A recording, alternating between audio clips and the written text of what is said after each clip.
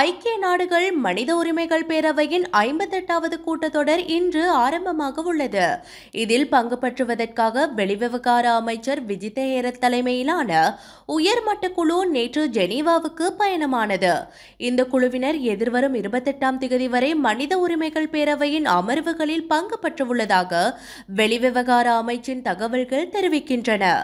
இதனிடையே அமைச்சர் விஜித ஹேரத் தலைமையிலான உயர்மட்ட குழுவினர் நட்பு நாடுகளுடனான பிரதிநிதிகளுடன் உயர்மட்ட கலந்துரையாடல்களை மேற்கொள்வதற்கும் திட்டமிட்டுள்ளனர்.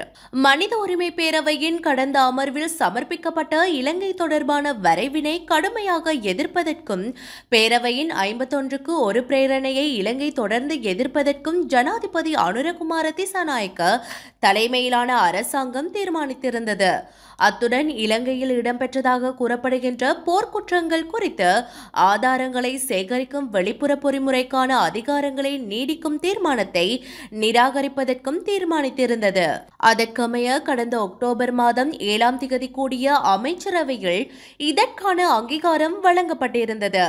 இதேவேளை உள்நாட்டு பொறிமுறை மூலம் நல்லிணக்கம் மற்றும் மனித உரிமை பிரச்சினைகளுக்கு தீர்வை காண்பதற்கு அரசாங்கம் அர்ப்பணிப்புடன் செயல்படுவதாக உறுதியளித்துள்ளது.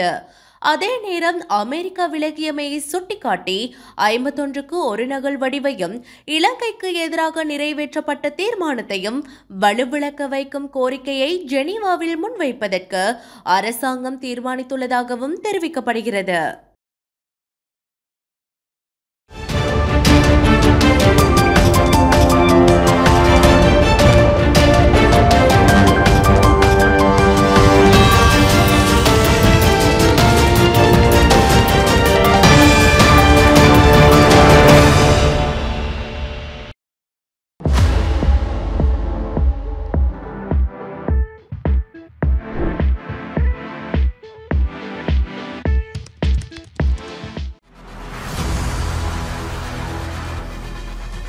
இலங்கையின் முதல் நிலை முதற்தர செய்தி வழங்குனர் வீரகேசரியின் குறுந்தகவல் செய்திகளை உடனுக்குடன் தமிழில் பெற்றுக்கொள்ள டயலாக் வலையமைப்பிலிருந்து REG இடைவெளி வீக்கி என்று பதிவிட்டு 87 960 என்ற எண்ணுக்கு குறுஞ்செய்தி ஒன்றை அனுப்புங்கள்.